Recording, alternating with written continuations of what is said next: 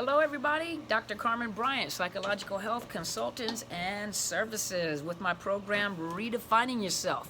This program was developed for those women that are thinking of leaving, and sorry you guys, I'm adjusting my camera stand. Those that are thinking of leaving and needing more information, and those that have left and are recovering from domestic violence, specifically narcissist abuse. And so that is my topic, narcissist abuse. First of all, allow me to say thank you to each and every one of you that tuned in live on Sunday. Thank you for all the feedback. Thank you for all the comments and the questions that you guys asked. And a special thank you to Mr. Naylor, Mr. Roberto, and recently I have Mr. RN, who has come and made comments on videos, very, very insightful, and he gives his comments and his experiences dealing with a female narcissist. I'm familiar with dealing with male narcissists, so I teach a lot about the male narcissist because I work with a lot of the females that have been through narcissist abuse. I have had my experiences with female narcissists, and they are vicious. I've had bosses, female bosses of high rank within the contract world that were severe narcissists, and they had no problem with trying to eliminate their competition. They would do things such as, I worked for a company that worked across the nation. I happen to be on the northwest side of the United States. Obviously, I'm in the state of Washington, but what she would do is she'd have these great people that worked for her, but if they did not, give her proper credit or attention, what she would do is play the people within the departments against each other. And so really what ended up happening is the departments would collapse because she was just one of those messy type people that would triangulate and play people against each other because of the fact. And then she would also have the watchdogs that she groomed and would call to make them feel special, and they would give her information on what people are saying, how people are doing things. It was a mess. She did not have the ability to fire anybody, so what she would do is antagonize you to a point where you would quit. And over the years, they had such a high turnaround, but the way that she would groom the people to make them feel like it wasn't her, do certain surveys and ask specific questions that didn't point at her, but really she was the culprit. And so because she couldn't fire the individual, she would play them against each other, or she would make it hard and then smear that individual's name to other people within the United States region. She would try to humiliate during conferences, conference calls. She would humiliate the person or speak down to them, or she would give them what's the word I'm looking for? She would give them work, or she would give them tasks to do that was almost, you only have 7 days a week, you only have 8 hours to work, but she would give them tasks to do during the week that were unachievable, and then have thousands and thousands of meetings to make sure that you weren't able to achieve these goals. She was a mess, and eventually she kind of tied the noose around her own neck because a complaint was filed with the ethics department, and because she was more on even though she held a high position, she was more on the lower end and couldn't contain her rage. She kind of got herself in trouble because most people got tired of her and kept a lot of emails, and so eventually she was taken out of that position. She was really good with numbers, so when it came to statistical numbers, she was really good at numbers and portraying things number wise, but she was a horrible manager, a horrible people person. And but she would go toe to toe. She would go toe to toe with you to make you feel like, yep, I think like Mr. Naylor said, the crud at the bottom of your foot. And she would do that, and she would do it very publicly in front of other people. And so, but most of the experiences that I talk about, from a female's perspective. But please, if you have the opportunity, Mr. RN has made some very excellent comments on the videos, giving his perspective on being with a female narcissist. And I thank you, all you gentlemen that join us, ladies, to give us your point of view and your experience. It teaches us a lot too. And yes, they have similar characteristics. You know, the narcissists do the same things. It's just that the gender, obviously gender differences. And females, you know, they play a lot of times on their sexuality. They play on their emotional. I'm not gonna say weakness, but play timid, and they're very, very vicious, and they're just like their male counterparts. They think all the time. They're always manipulating, and I think, like Mr. Ryan said, had no problem with humiliating in public, or you know, I think in the car as well. But thank you so much, you guys. Go and read some of the comments. Go look at the videos and read. I think some of you guys that have subscribed to the channel, the comments will show up, so you can see like the comments, because whenever you guys comment on someone else's comments, it shows up in my email. So if you are subscribed to my channel, the comments should show up, and you can see some of the conversation or some of the things that Mr. RN has said as well, and Mr. Naylor. And thank you so much, Mr. Roberto, for your comments during the live broadcast. It is very valuable to us, and I don't want you to feel left out, because this applies to you too as well. And the more information you provide, the more information we get as well. Help me to understand the female narcissist. I can talk to you about from my experience, and you know, some of the experience from a clinical perspective. But thank you guys so much. If you have not already, please subscribe to my YouTube channel. It is under Dr. Carmen Bryant with a T, Overcoming Narcissist Abuse. And I also have a professional Facebook page, which is called Psychological Health Consultants and Services. Please like the channel, or the Facebook page. You'll get these videos on both of them. You'll be alerted, because I normally go live when it comes to Facebook. I go live on the professional site, and then I go live on the YouTube channel, so that you guys have the opportunity to ask me questions. Normally I do it between Saturday and Sunday, usually Sunday when I come home, and I sit down at the table to have chit chat with you guys about relevant topics. The topic that I chose is Sunday, because I can see how badly, and some of you have been sending me emails, how badly you guys have been hurt and are hurting from this trauma. First of all, to discover, and thank you guys for the emails letting me know that the videos are helping you to identify that you are in a narcissistic relationship.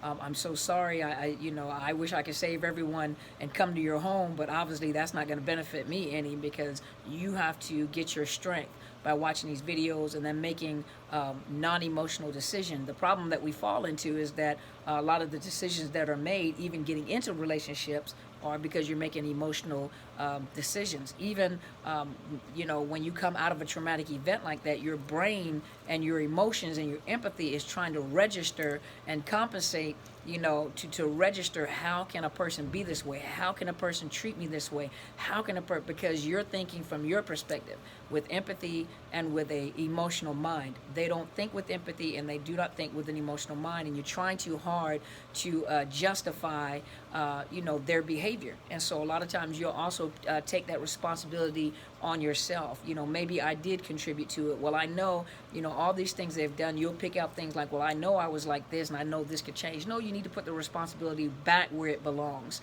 and that is in their lap. You're not responsible for their behaviors, but you are responsible for the choices that you make, meaning that once you have the information, now you have to find the resources to get yourself out of the situation. Because a person with narcissistic personality, or even with sociopath or psychopath, which is now anti-personality disorder, they don't change. It is a permanent personality trait, a permanent personality character flaw, and they do not change, and they do get worse with time, and they always have supplies.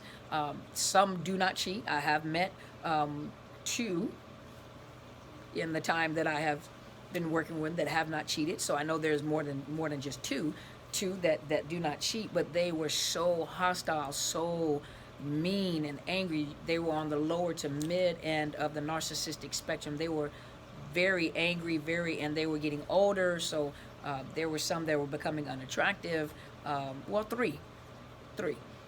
They had health issues, you know, and some of them just don't cheat because they can't. They have cut off all other supplies. So, but there are other ways that they do collect supply, money, friendships. You know, there is no real friendship in a narcissist. It said there is no honor among thieves. There is no friendship or love within a narcissist.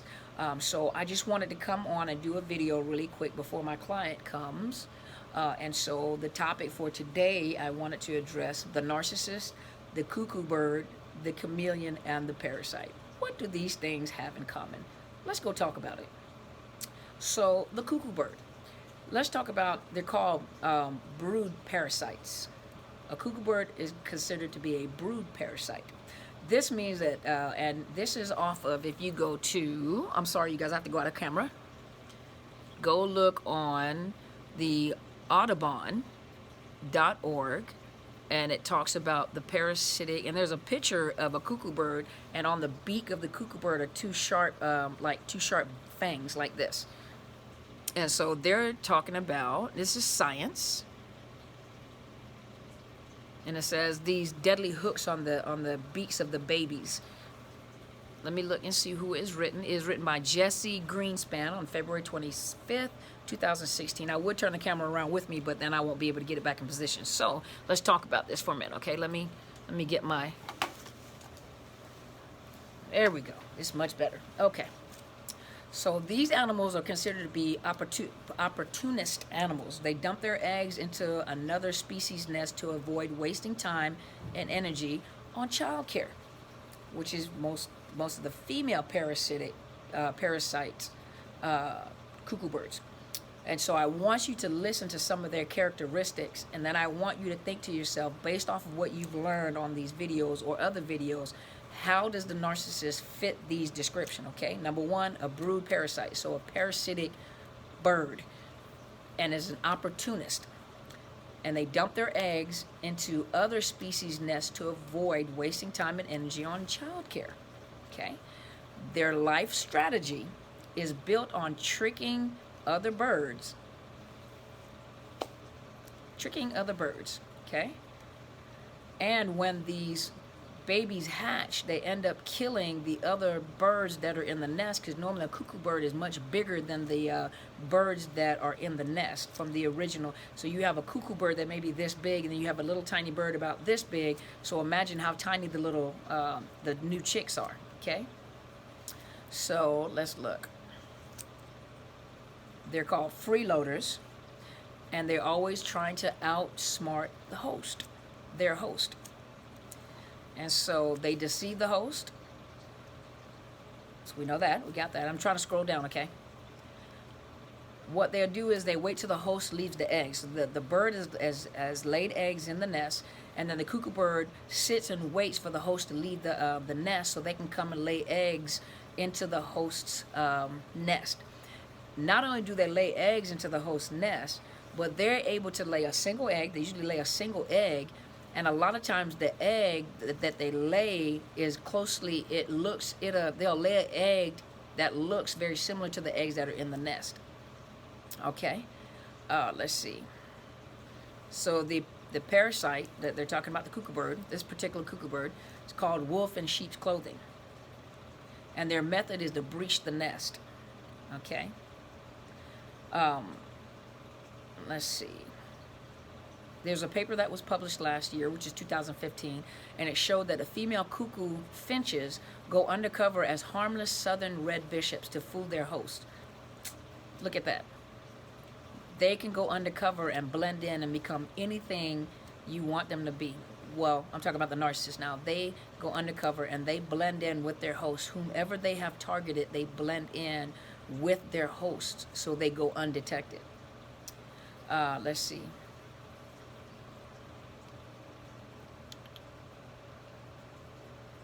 I'm trying to go down to the good stuff, okay?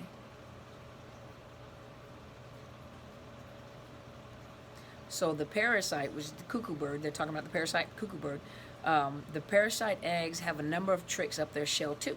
They often mimic the host eggs in color and in shape, so the nest owners doesn't notice the eggs aren't theirs. And also have thicker shells and shorter incubation times, which allows the invading offspring to hatch first. So because of the fact that they hatch first, the real problem is, let's see here, the problem becomes that many birds can't distinguish between a purple egg and a white egg. So they don't even know that there has been an egg laid in the nest, right?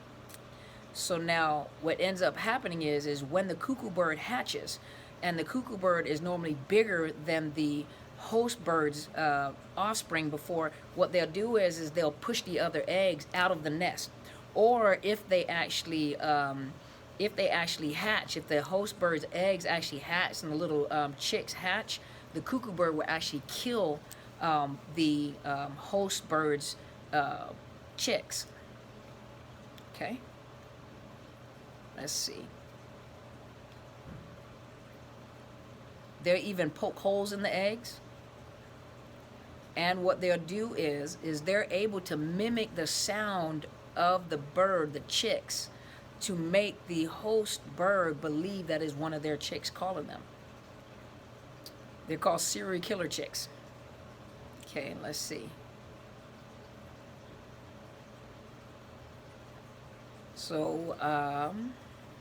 So even more bizarre are the parasitic indigo birds of Africa. They have a freaky marking on the roof of their mouth that mimics those of their nestmates. These patterns are found in a number of finches, perhaps to serve as guides for when the parents have to feed their chicks in the dark. But in a parasite-infested nest, they doubtably serve as signs of ruin. Okay, so that was the cuckoo bird. So a cuckoo bird and the narcissist will pick a host that has something, has a house, has money, has looks, has anything, and they'll gravitate to this person, latch on to this individual, and they'll even take, they'll take the credit for your hard work. You buy a big home, you have a lot of money, you come out on top, you be part of a magazine, whatever you do, they'll take credit as if they did that for you, or we. They'll use the term we a lot. We have, and we think, and we. They integrate themselves with you because they're too lazy to go do it themselves. They don't have their own identity. They create an identity with each person that they get with. And so whatever that identity is, whether it's a business person, or if it's a thug, or if it's a rapper, if it's whatever it is, they blend into that environment.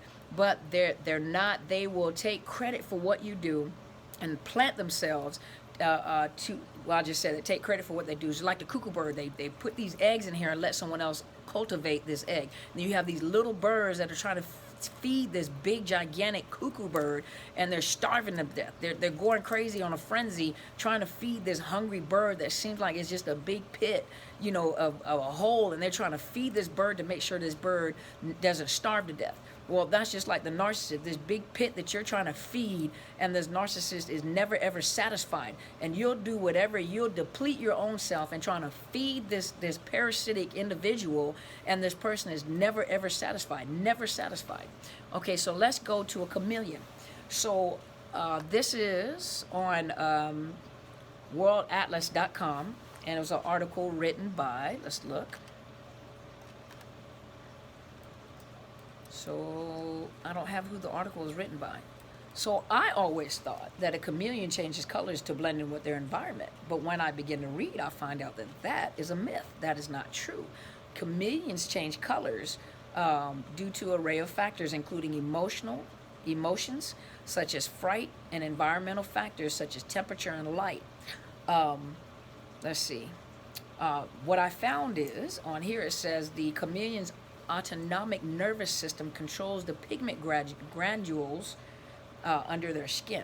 And so if you know anything about the autonomic nervous system, that's also the system that is affected when traumatized in human beings. And it has memory. And so what I found is that a chameleon, it appears as though a chameleon would blend in and change hues or colors whenever they get around something of a specific color. Well, in actuality, they don't change hues.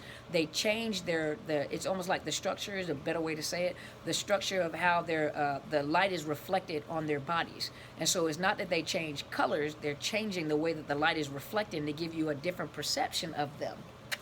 Think about that for a minute. A narcissist changes to give you the perception of a color change, or that they blended in with their environment, but they're changing according to their moods. Especially if you cause a narcissistic injury. So let's look. So the male chameleons produce some of the most vivid coat colors during the mating season with females, preferring to mate with brightly colored males as opposed to those with gray and brown skins worn by submissive males. Think about it. Doesn't that sound kind of grandiose? So when the narcissist is out hunting prey, whether male or female, and even though they're referring to the male chameleon, remember the females do the same thing. But the female meaning the female narcissist. But when they're out hunting prey, remember their little grandiosity, I say little grandiosity, their grandiosity causes them to be grandiose and create this illusion of perfection with all these beautiful colors like the chameleon in order to attract a host, to attract, a prey, to make them look beautiful, to make them look, to change your perception of how you see them, to draw you in at their brilliance.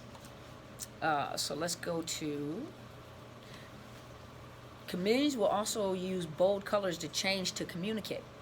Males become bright to signal their dominance. Sounds grandiose, doesn't it? So the males will become bright to signal their dominance and turn dark in aggressive encounters. Females can let males know if they're willing to mate by changing the color of their skin. But the males are communicating, and the brighter, the more grandiose, the more illusion they add to how wonderful and perfect they are, as that they're trying to draw in a prey. They're trying to attract a prey. And when they're angry and they become very aggressive, they become very dark. Think about that. I want you to think about that for a minute, okay? So let's see. Let's go to the next one.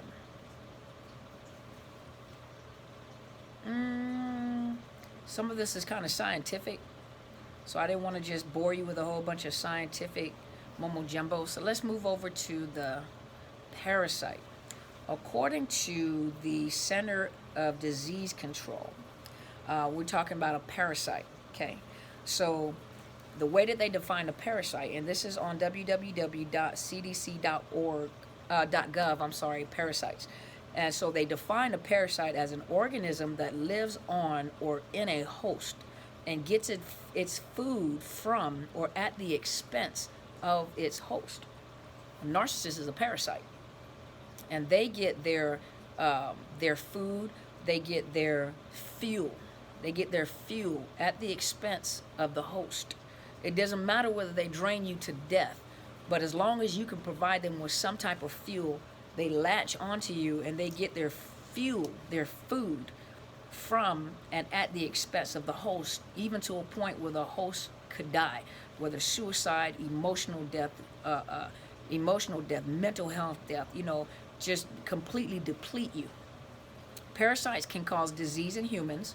Think about it. After you have left a narcissistic relationship, whether or not the narcissist has discarded you or whether you had to walk away and discard the narcissist, you feel depleted.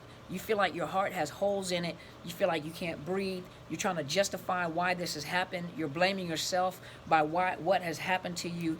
But that parasite, the disease they have left in you, the disease of low self-esteem, the disease of hurt and pain, the disease of loss of everything that you had. I've given him everything, or I've given her everything, and I'm just totally depleted, emotionally depleted, financially depleted, your reputation depleted, your joy depleted, so they've left a deposit in you as they've depleted you, Some parasitic diseases are easily treated and some are not.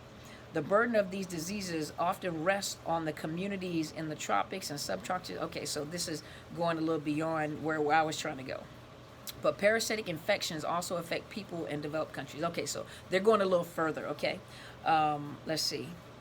And so I just wanted to let you know, look at the comparison between the cuckoo bird, who is lazy and won't take the responsibility of raising their young, but try to impart or plant their eggs, or and allow someone else to take the responsibility of raising their young. A narcissist is like that. They'll let you go to great lengths and drive yourself crazy in providing for them, growing them, teaching them.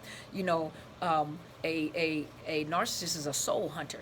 And so a lot of times people make this comment, and I'm going to do a video on that tomorrow, that we're soulmates. No, you're not soulmates. They mirrored you. So it looks like you have a lot in common with this individual, and you don't. They're mimicking you. They mimic. And then you have the chameleon. The chameleon who doesn't change their colors. They change the way the light reflects in their body. And their responses is not to blend, their change of color is not to blend in with their environment, but is to express their mood.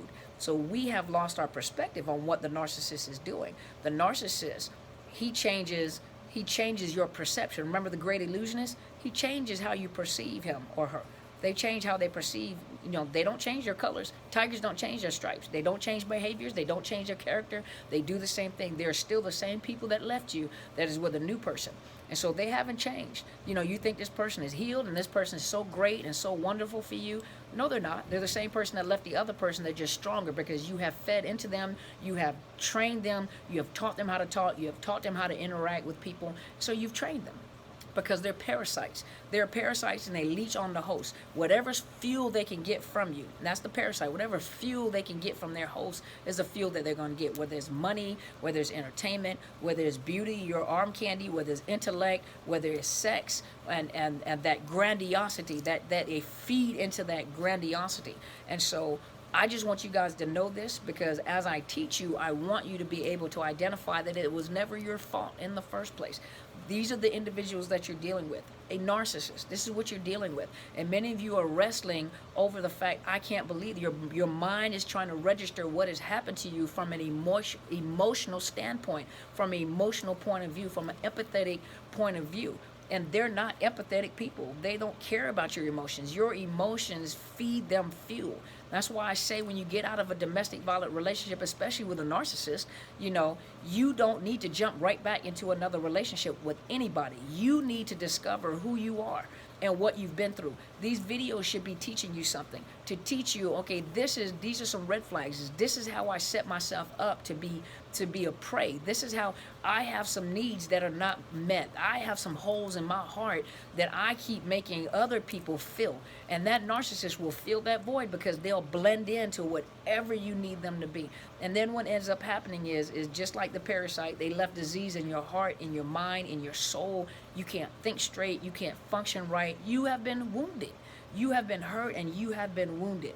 And I hope this is helping somebody out there. And I'm telling you guys, please share these videos, because you don't know who you're going to help. You don't know what information, what video they're going to watch to help them in the process of their healing or to come out of the situation that they're in. There's so many people that are contacting me and they're hurt.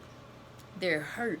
And these videos are helping them. They've come to the realization, I'm in a relationship with a narcissist. I've left a narcissist, and they're becoming. So those of you that have been sharing these videos, thank you so much, because people are contacting me and letting me know that it has been helping them. And whatever we can do, and we have to educate them. And gentlemen, those of you, Mr. Roberto, Mr. Naylor, Mr.